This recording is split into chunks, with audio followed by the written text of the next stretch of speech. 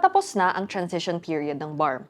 So ang tanong, anong nagawa ng interim government nila, ang Bangsamoro Transition Authority? Kinausap namin yung mga experts at officials.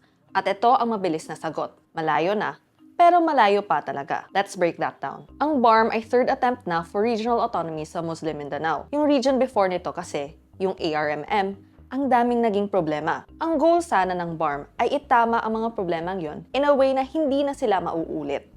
And in fairness naman, naayos naman daw ng BARM ang pinakamalala sa mga problemang yon. Para kay Najib Sinarimbo, Executive Secretary ng ARMM noon, at Parliament member ng BARM ngayon, the Bangsamoro people finally have a government they can call their own. In the previous ARMM, many people felt that this is an alien government because the major decisions are made in Congress, debated at the national level, not at our level.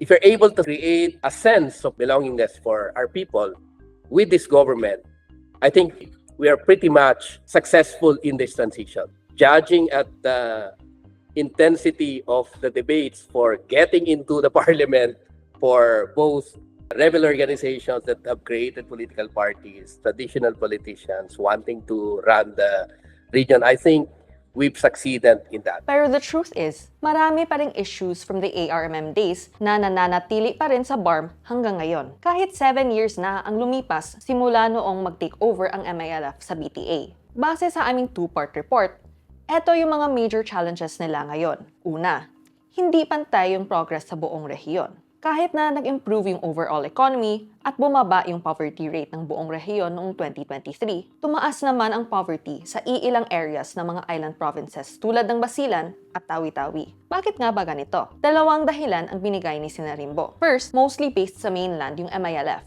ang leaders ng BTA. Pero, ang layo ng mga island provinces from the mainland. So, ayon kay Sinarimbo, maraming BARM leaders ang hindi pa nakakapunta sa mga probinsyang yon. When you're not connected to an area, it's difficult to even bring it in your consciousness.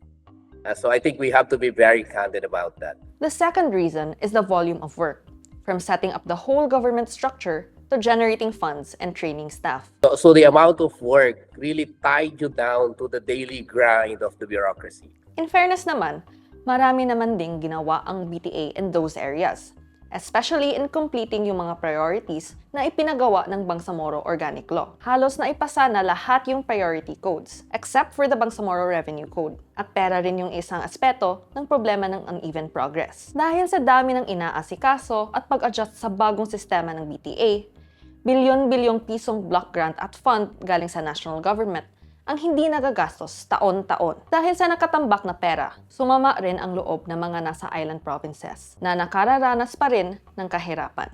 And it gets worse because people have higher expectations now. Kasi hindi na problema yung pera. Na kumbaga hihingi, magbebeg ka pa sa national government, di ba?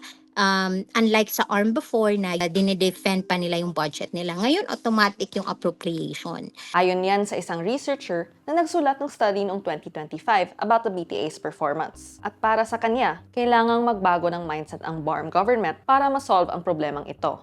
So if you want a guarantee of non-recurrence or the relapse to violent conflicts, dapat meron talagang economic restructuring where you provide more than just ayuda, more than just alternative livelihood, more than just TESDA-oriented kind of jobs, but it's a kind of business ventures na isusuporta mo yung mga organic na mga small business ventures na meron na ngayon sa BARM. No? Yung value chain ng BARM, wala ka pa rin talagang makita na mega project that really aims to provide a much more needed game changer na economic project. Pero hindi lang yan ang kailangan ng BARM. Ito yung pangalawang problema. Hindi pa rin gaanong ka-genuine yung autonomy nila. Madali pa rin kasing questionin at pakialaman ng national government yung mga desisyon sa rehiyon. Isang halimbawa nito ay noong umalis ang Sulu sa BARM noong 2024 na nag-umpisa sa isang petisyon sa Supreme Court na inihain ng political dynasty ng mga Tan. When we allow the national government to constantly bug us with what has been supposedly by law designed to break such intervention.